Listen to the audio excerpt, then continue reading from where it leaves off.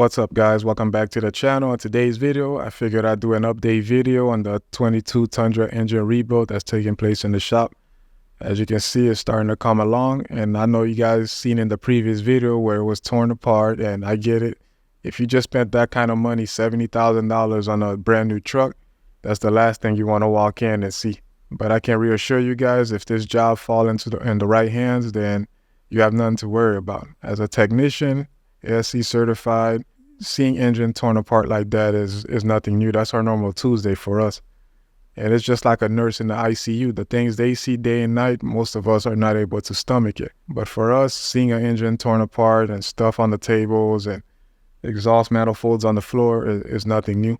And of course, if you're going to put the engine back together, some parts can be reused. It's a case-by-case basis. So depending on the damage inside is going to determine what parts and components you replace. So some are reused, some are brand new, such as the turbos.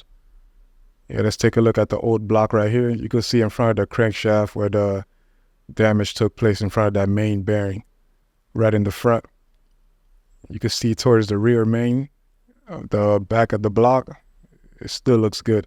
Here's a side view of the engine. Like I said, brand new turbos are installed. Some stuff new, some stuff are reused.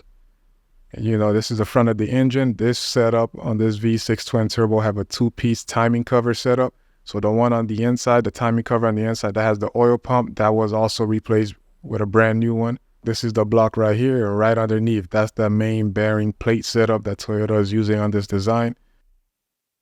And here is the upper oil pan with the dipstick going right to it. And then the dipstick runs alongside of the cylinder head, and then it bolts on the side of the valve cover. And of course, you know, the purpose of the dipstick is to check your oil level. Brand new turbo, this is where it'll bolt on to the exhaust system. To the average customer, it looks like there's no way you're putting this thing back together. But to other mechanics out there, you know it's possible. Here we have your air intake going into the turbo. The turbo is going to do its thing and shoot it up into the intake to simplify things, of course. Like I said, this engine, it may look complicated to the average customer, but it's not so bad. But I will say, with this thing in the car, it is a pain to try to change the spark plugs and to remove one of these coils. And this is the engine without the harness attached. Let's take a look at the other side view. This is your vacuum pump right here, cam driven by the camshaft. Here we have your high pressure fuel sensor. That's your high pressure rail. And that's where the high pressure line's coming from, the high pressure fuel pump. Like I said, with everything attached to it, it may look like it's impossible to put back together. And I know you guys are worried that it would never be the same. But if you're ASC certified and you've rebuilt many engines, like I'm sure some are in the comments that are experienced technicians, and they know it's not a problem. If you removed it, took the things apart in an organized way, then installing it is not an issue. So if you're a customer out there and you own one of these Tundras and you're experiencing one of these concerns, or you're just afraid, one thing about Toyota for sure is they will never let their customers down. And I know some people are commenting that, oh, you're just trying to defend Toyota, of course. That's because you work there, you'll do anything to protect Toyota's brand. That's far from the truth, because I've seen Toyota cover many things that were out of warranty just to try to maintain that customer satisfaction. And one thing with Toyota is the minute they see a problem is affecting a large number of vehicles, they take immediate action. Why? Because they want to try to keep that customer with the brand. And I know some are commenting under the previous video that what happens after they replace this engine and 40,000 miles later, my engine blows up again, or I'm at 80,000 miles and I'm out of warranty. Like I said, because Toyota knows this is an issue in the earlier stages, they will not leave you out to dry. I can assure you that this is pretty much like an extended warranty coverage you have for your Tundra, and most people don't know it. If Toyota knows there's an issue early on, and let's just say miles down the road, you're at 90,000, 100,000, you have a legitimate case where Toyota will actually warranty an engine out for you because of the earlier troubles they knew it had. So you guys can have the peace of mind that Toyota would not leave you out to dry. And I have a few examples here demonstrating that. Now, for example, number one, I have a 2AZ FE engine, 4-cylinder engine. And this is maybe around 2015, 2016. I was doing one of these. and I still had the footage on my phone. So the problem with these engines is at higher mileage, the customers were barely able to make it 2,000 miles before their oil light comes on.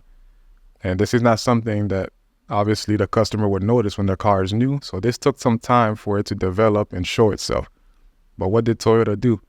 So even these customers that had 150,000 miles, 180,000 miles, they were still getting these oil consumption tests done and having piston rings and engine overhaul kits installed.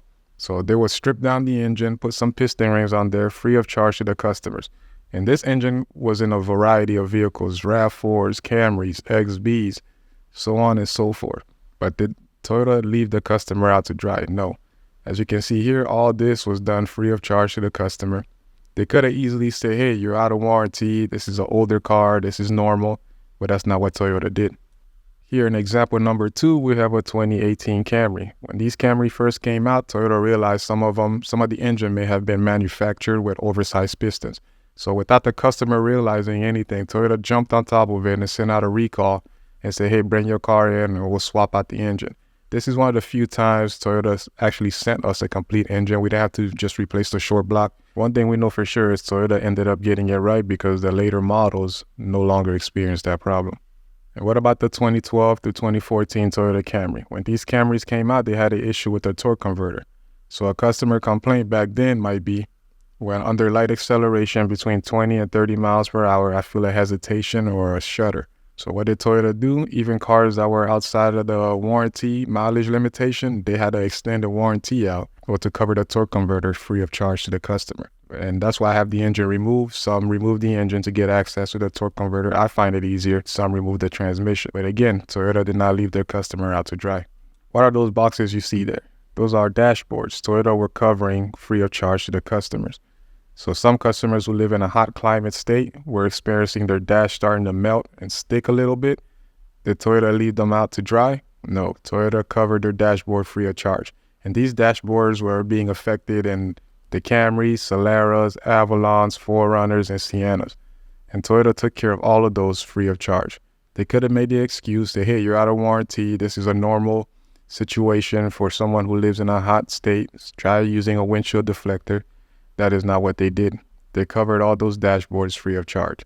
And I can go on all day. I can make a video all entirely on stuff that Toyota has covered free of charge to customers and extended coverage they have extended out to their loyal customers. We're not even getting into the ABS actuators on the Toyota Prius, the IPMs on the Toyota Prius. All were being extended and covered free of charge. What about the frames? If you guys think the stuff being scattered around in the previous Tundra video is bad, you should have seen what it looked like when the frame was being replaced on the Tundras and the Tacomas.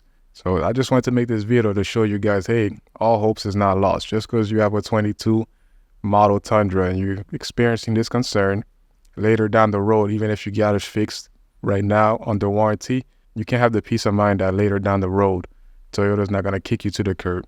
So that's all I have for you guys today. Any new updates that come out from Toyota, I'll be sure to drop another video and keep you guys up to date on what's going on. Any future recalls that come out or any new information that they release regarding these twin-turbo 6-cylinder engines, I'll be sure to drop another video. And if you guys find this video informative, don't forget to hit the like and subscribe button. As always, thanks for watching.